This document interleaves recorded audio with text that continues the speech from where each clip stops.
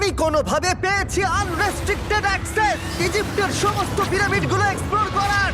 ও আমার গোটা জীবনে আমি এমন জিনিস দেখিনি। আমরা প্রাচীন ফেরাওদের সমাধিগুলোতে যাব, যেসব জায়গায় প্রবেশ করা লিগ্যাল নয়, কারণ ওই জায়গাগুলো খুবই বিপজ্জনক। এখান থেকে পড়ে গেলে কি হবে? ও আমরা নিশ্চিত মরে যাব।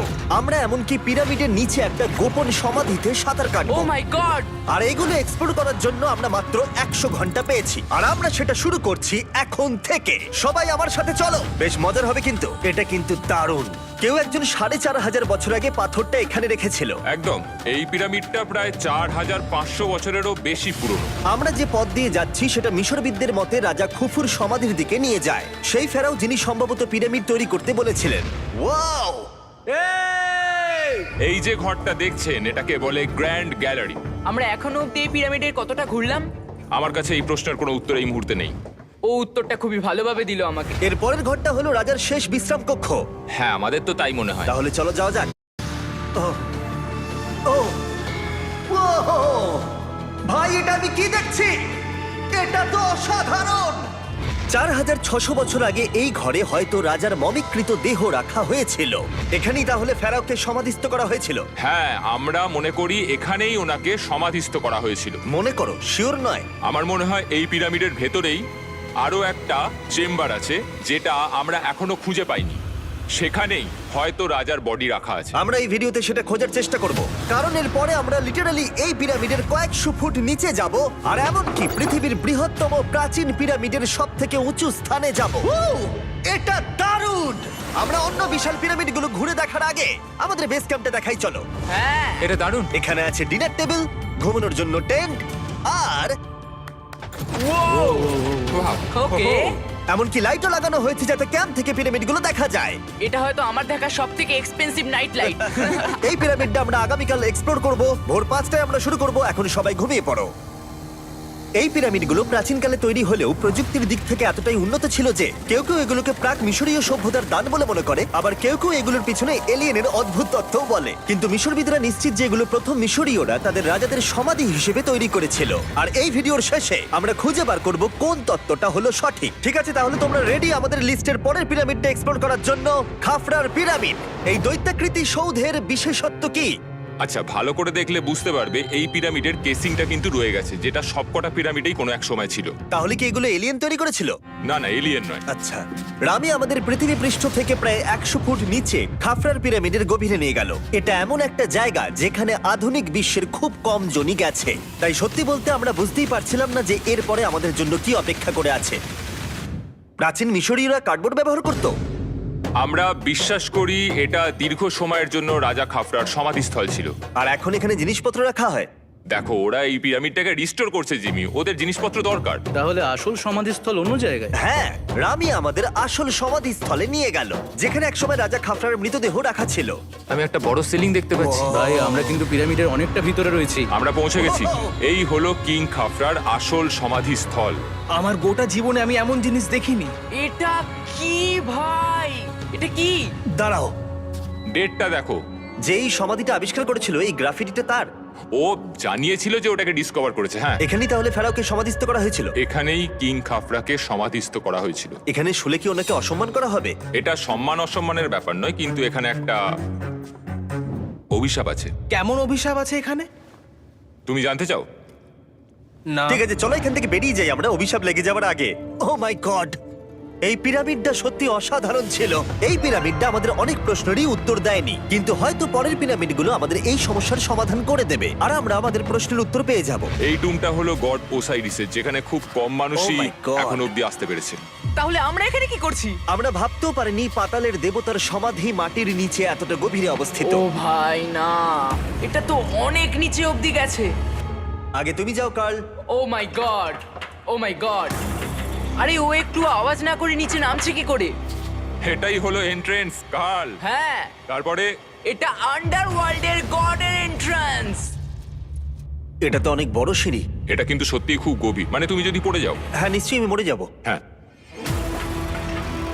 এটা কিন্তু সত্যি খুব ভয়ঙ্কর। আমার নিচে নামতে একদমই ইচ্ছা করছে না। আর যদি তোমাদের এটাতেও ভয় না লাগে তাহলে বলি এরপরে আমরা এটার মুখোমুখি হলাম। 3000 বছরের পুরনো হার্ট, মানুষের হাড়। ও মাই গড! আমি এটা কেন ধরে আছি? আচ্ছা, এটা কি খুলি? এটা একটা খুলি। হ্যাঁ, ও মাই গড!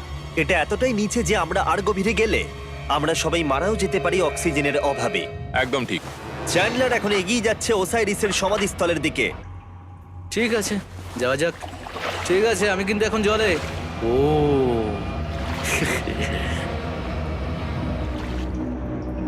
তুমি বুঝতে পারছো এখানে অক্সিজেন তেমন নেই। আরে এটা কি? এখানে তো পাথর রয়েছে, এগুলো পাথরই তো। একদম এই ঘরটার ঠিক মাঝখানে গড ওসাইরিসের রত্নখচিত শবধার রাখা আছে। ঠিক এখানেই? তাহলে পাতালে প্রবেশ করার দরজা রয়েছে? হ্যাঁ, তো নিচে যাওয়ার চেষ্টা করো। মানে পাতালে? হ্যাঁ। শান্ত শান্ত শান্ত শান্ত। পারবে তুমি? ও মাই গড। এই সমাধিটাকে পাতালের প্রবেশদ্বার বলে মনে করা হয়, আর এর আগে কোনো মানুষই এখানে আসেনি। Oh এটা my কতটা God! গভীর? আমি এখানে কেন এসেছি? আমি কেন ইউটিউবার হলাম? মানে সবাই মিলে ডান দিকের ওই কোণের দিকটা একবার দেখো। ওখানে একটা রাস্তা আছে, সেটা কোথায় যাচ্ছে কেউ জানে না। কাল ওখানে গিয়ে দেখো। আমি কি ওখানে যেতে পারি? জিমি, ওকে যেতে দিও না। আমার খুব ভয় লাগছে ভাই। কার্ড, এটা ভালো বুদ্ধি নয়। এটা প্রাচীন মিশরীয়দের একটা টানেল যার মধ্যে আজ অব্দি কেউ যায়নি। তোমার মতো পাগল আর কেউ নেই। একটু কি বলবে আমাদের ভেতরে কি দেখতে পাচ্ছো? আমি সামনে অনেকটা রাস্তা দেখতে পাচ্ছি, আর এটা আস্তে আস্তে সরু হচ্ছে। ভাই আমি সত্যি মানে এখানে রীতিমতো আটকে গেছি। ও মাই গড, ও মাই কাল গড। তুমি ইতিহাসের পাতা নাম লেখালে। আমি আর একটু মনে হচ্ছে এগোতে পারবো ভাই। এর চেয়ে বেশি সময় এখানে থাকলে অক্সিজেনের সমস্যা হবে। আমরা কি এবার বেরোবো? চলো বেরোই। তাই আমরা অক্সিজেনের অভাবে মরে গিয়ে পাতালে চলে যাওয়ার আগে এইসব করার কোনো মানেই হয় না, তাই না? যত তাড়াতাড়ি সম্ভব আমরা এখান থেকে বেরিয়ে গেলাম, কারণ আমি আরো বাঁচতে চাই এক্সপ্লোর করার জন্য গিজার গ্রেট পিরামিডের অদৃশ্য খাতগুলো, যেখানে এখনো পর্যন্ত মহাকাশে যাওয়ার চেয়েও কম মানুষ এসেছে। কে আমার সাথে ক্যামেল রাইড করবে? চলো যাওয়া যাক। উঠে পড়ো, আরে উঠে পড়ো। আরে ও চাইছে না আমি যাই। তোমাকে কখনো ক্যামেল কামড়েছে? হ্যাঁ কি হ্যাঁ ব্যথা হয়েছে? হ্যাঁ। আরে এরকম করো না। আজকে অনেকক্ষণ ধরে এক্সপ্লোর করা হবে। আমার তো বিশ্বাসই হচ্ছে না। জানলার তুমি ঠিক আছো? না, টানো টানো। আরে আমি পারছি না, আমাকে এটা থেকে নামাও। দেখো একে কি সুন্দর লাগছে। এটা আমার জীবনের সব থেকে ভালো শট। আমি ক্যামেলের পিঠে চেপে মিশরের পিরামিডের সামনে দিয়ে যাচ্ছি। ভাই এটা সত্যি অসাধারণ এক্সপেরিয়েন্স। আর এবার গিজা মালভূমি অভিযানের ডিরেক্টর, যেটা আমাদের লিস্টের 3 নম্বরে রয়েছে, মেন কাউরের পিরামিড ঘুরিয়ে দেখাবেন। যদি তোমরা নিচের দিকটা দেখো, তোমরা 4600 বছর আগের কিছু গ্রানাইট দেখতে পাবে। আমরা দেখিয়ে দিই, এটা অনেকটা এরকম দেখতে ছিল। ওয়াও!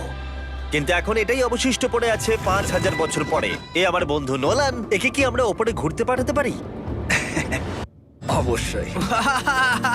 এটা করা ইল্লিগাল, কিন্তু তাও আমি পারমিশন পেয়েছি। নোলান, একটু সাবধানে। তুমি কি একবার নোলানের ওপরে চেঁচাতে পারবে? ও ভয় পেয়ে যাবে। পিরামিডে ওঠার সুযোগ কিন্তু এত সহজে পাওয়া যায় না, কিন্তু আমি পেয়ে গেছি ভাই। নিচে নামো, নিচে নামো, তাড়াতাড়ি নিচে নামো। নামো, নামবো? হ্যাঁ নামো, ঠিক আছে। নোলান শোনো, তুমি তাড়াতাড়ি নিচে নেমে এসো। মানে চলে এসো। হ্যাঁ হ্যাঁ আমি নামছি। তাড়াতাড়ি নিচে নামো। নামো আরে, বলছি। শোনো, ও ভয় দেখাচ্ছে, তুমি যাও। আমরা একটু মজা করছিলাম। ও মাই গড, আমি খুব ভয় পেয়ে গেছি ভাই। আমি ভাবছিলাম আমাকে অ্যারেস্ট করা হবে। চলো তাহলে যাও যাক। চলো যাওয়া যাক। ও, ক্যামেরাটা একবার ওইদিকে ঘোরাও। ওদিকটা তো অন্ধকার কেন? লাইটের সুইচ অফ করা আছে। ও, আচ্ছা, আমি বুঝে গেছি। চলো ঢোকা যাক। পিরামিডে ঢোকার পরেই আমাদের 100 ফুট নিচে যেতে হলো, যেখানে যাওয়ার পরে আমরা দেখতে পেলাম প্রাচীন মিশরীয় ইতিহাসের প্রথম কক্ষ, যা খোদাই করে সাজানো হয়েছিল। এটা কি?